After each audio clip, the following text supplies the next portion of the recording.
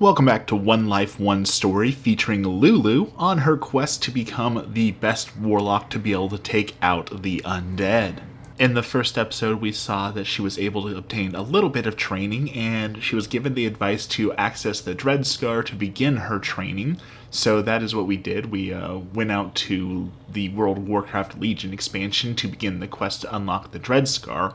But you'll see through here that we're not able to.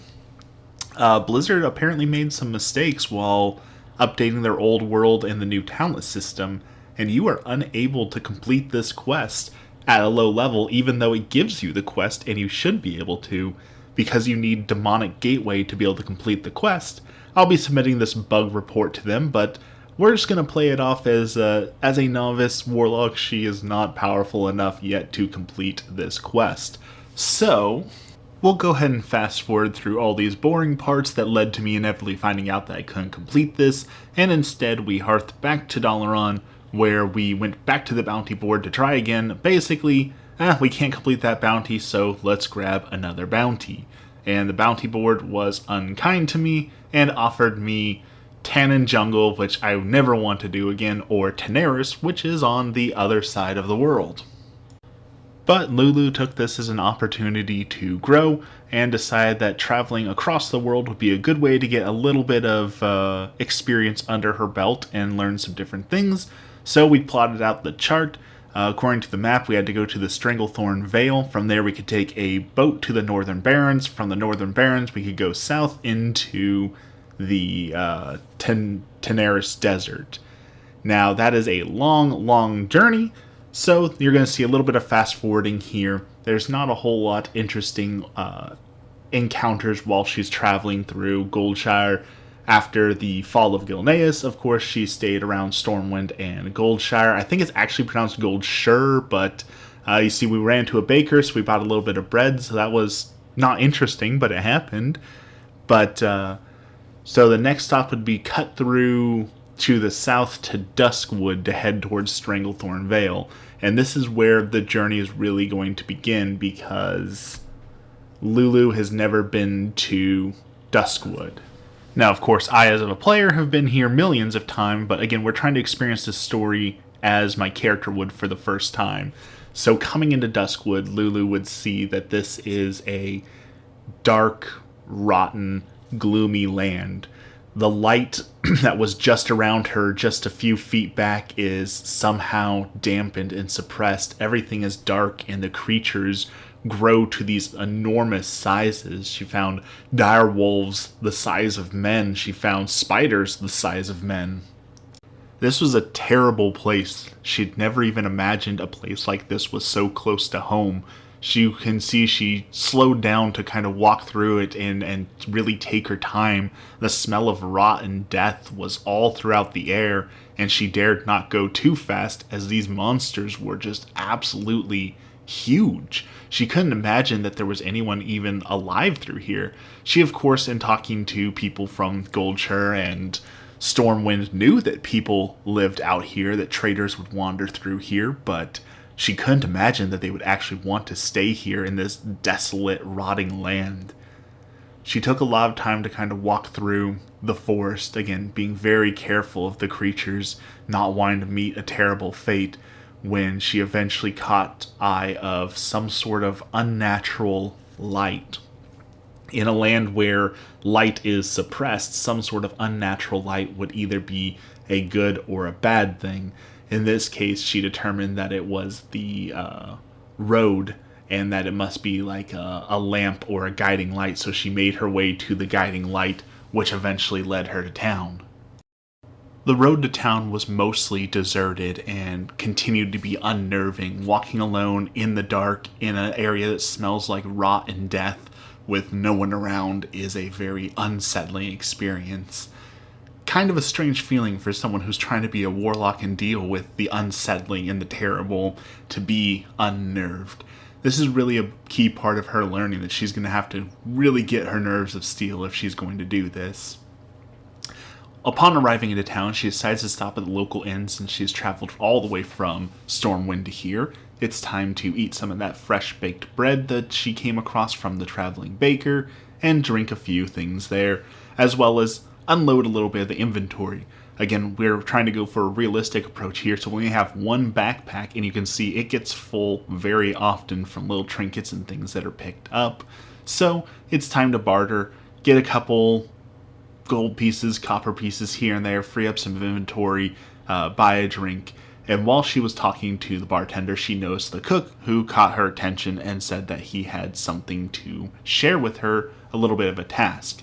So walking into the kitchen, kind of eerie in itself, she asked how she could help, and he explained that he wanted to make some of his famous wolf kebabs, but needed someone to go out and kill some of the local wolves to get some of the items, which she agreed to since the wolves seemed like a menace. He also explained that he used crab cakes, but were actually spider cakes, and he'd like to get some spiders as well.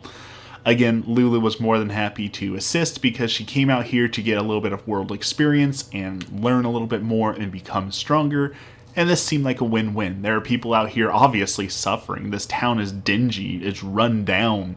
It almost seems like it should be a ghost town, but there's these broken people living here, so if they need a little bit of help, she's willing to offer that help. Not to mention, having some good food as a mother, she learned, can really comfort and improve your day, even if it's bad. So she thought, no, we can help the town out here. We can help to feed them and clear up some of this wolf problems. So she sat down to have her quick meal, some bread and some milk, before continuing on the journey. On her way out of the tavern, however, she got her attention taken by the captain of the guard, who happened to be standing outside of what they call town hall, but is really just another rundown building. The captain of the guard said that the dire wolves in the area made the town very unsafe, that they would attack people walking on the roads and would constantly threaten the village. So just like the cook asking for some dire wolves, she saw the opportunity to thin the herd and help out the town a little bit more. So she was resolved to go take out these dire wolves, even if it sent her back the way she already came.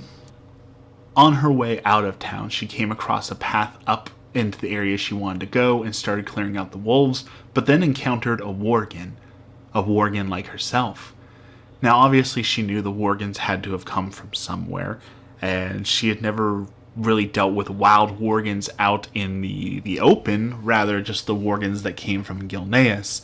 She approached them to speak with them, but found that they were hostile, violent, they were animalistic, they didn't have the ability to speak, they didn't have the ability to reason, they were just these mindless animals slaughtering, and she didn't like that. She didn't like the feeling it gave her of confronting herself, because she had gone through that. All Gilneans had gone through that, where they thought, I'm a monster, I'm a beast, but they had been freed from the curse.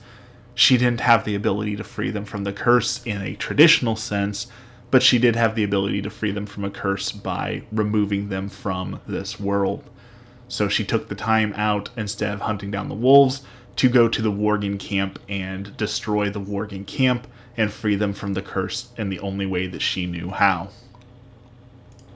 She thought the rest of the day was going to be uneventful. It was just going to be a day filled with hard work of clearing out wolves and worgen, but doing a good deed for the town and slowly gaining a little bit of aptitude for this warlockery, learning more about her imps and what she was able to do.